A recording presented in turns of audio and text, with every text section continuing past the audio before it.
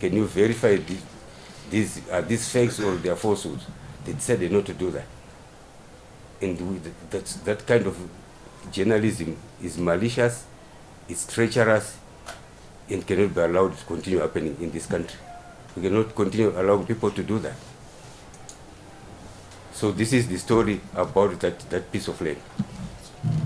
We are ready to take it to court. Should people decide to do that, we are ready to do that. But we have sued Standard and Newsday for publishing falsehoods and hot air, misinforming the public, trying to create a perception that the minister is the biggest land baron in the land. I have no business in taking land that is not mine. I have enough land of my own. Why should I do that? I will not do that. And the officers here have no business in facilitating such kind of transactions. We don't do that. So these are some of the challenges that we are facing with the local authorities. In the city of Harare, you are aware there is a commission of inquiry that was put in place by His Excellency, and they finished their work. We're just waiting for directive now about city of Harare. They are the same people who are in that commission of inquiry, and I'm not privy to disclose the contents of the commission of inquiry in this meeting, but I'm telling you, it's city of Harare is a rot. It's a rot that needs to be sorted out. I think I've done justice to that question. Then in terms of broadly service delivery, we are in Bulawayo tomorrow. We want to go and finalize with the Bulawayo City Council on the issue of Bulawayo Waste City Council waste management and waste collection, as well as water. We have finalized the water issues in Harare. There is a PPP arrangement now. There is a company, an investor, Hirokro Water, and their partners from China, Liaison Technologies, who are now working in rehabilitating the water, Harare water system from treatment plant to conveyancing and water metering. And those that obviously, if there is anyone from Warren Park, you know that some houses in Warren Park are receiving tap water now. We intend that by the end of this year, Harare's water issues will be solved. And we have Harare, city of Harare, we have got Chitungwiza, we have got Norton, we have got Rua, and the adjoining developments like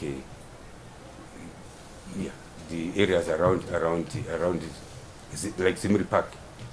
So that's Harare. And we intend to, we are now speaking with investors who have got interest in the rehabilitation of the sewer system to come and so that we can deal with the sewer systems of Harare. We do the same with the drainage system. We are aware when it rains, our roads are flooded in Harare. The reason why they are flooded is because vendors store or keep their wares in the drains. So when it rains, the drains become blocked. We are now bringing in technology that can blow off all that blockage so that our drains are start functional again. But we need to go through the PPP arrangements. The Bulawayo tomorrow I talked about the sewer and water, and we want to be going throughout the country. We have got other cities that are doing pretty well, like Mutare. Karoi has got water metering as well. I understand the Mureo RDC, I didn't know, that's where I come from, I didn't know that they've got water metering. So some are moving pretty fast. It's just major cities that we need to work on right now.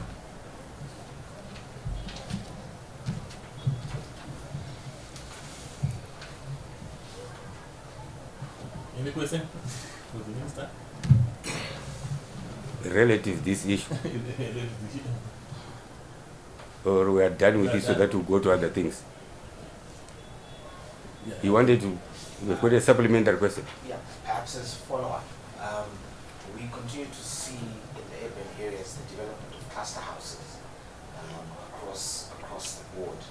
But in most of these instances, there isn't the sufficient infrastructure that accommodates the bustling settlements that we're seeing, as well as those kind of constructions that we're seeing in these metropolitan areas.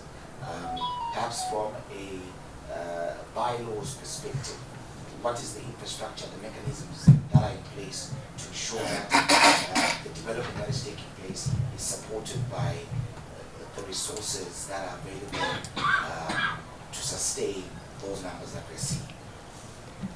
Let me say the development of clusters in our urban areas and the construction of high-rise buildings, flats to be specific, it's a welcome development because it's answering the questions on housing shortages. And they've done extremely well in that regard. What was not done by the local authorities was to amend the bylaws so that anyone who wishes to partake in cluster development, that person must also upgrade the water system, they must also upgrade the sewer system, ensure that the road network is also reconsidered.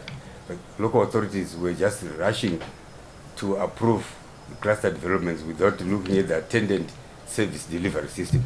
When we discovered that, we then put in a moratorium on the approval by the local authorities through the Ministry of Change of Land Use and Reservations. Because people apply for change of land use from single residential to cluster, from residential to commercial. You see a lot of commercial buildings mushrooming out there. So we put His Excellency put a moratorium to stop that. And people are now applying for waivers. And people were now avoiding the local authorities and bringing their waiver applications here, which is also not correct. We then advised our Chief Director responsible for spatial planning, Bombshell, who is here, that all the applications for waivers must pass through the local authorities. Local authorities will then write recommendations to the ministry for subsequent approval. And this is where we are going now. And that confusion was born out of that people were bypassing the local authorities. But the cluster development is a welcome development. The local authorities must ensure that whoever is applied for cluster development must ensure that the attendant services, water, sewer, and the water, sewer, electricity are attended to, so that we don't have blockages and burst pipes because of an increase in the inflow or outflow of sewer or any other. The roads, for instance, roads are designed for a specific population of vehicles. And now if there is an increase in the population of vehicles, the roads will give in because they're not designed for that. So all that should have been taken into consideration by the local authorities. And we are now working on that. Our Department of Spatial Planning, together with the Public Works, are now ensuring that any cluster development, any application for a waiver of change of land use or change of reservation receives thorough attention before it's processed. You are aware that we are now experiencing construction of service stations at every corner of a street or avenue, which is dangerous in the event of fire outbreaks. So we are dealing with that. We are putting that into order. Thank you, Minister. Thank you. Yes, sir. Yes, thank you, Minister. There is a rampant parceling out of pieces of land on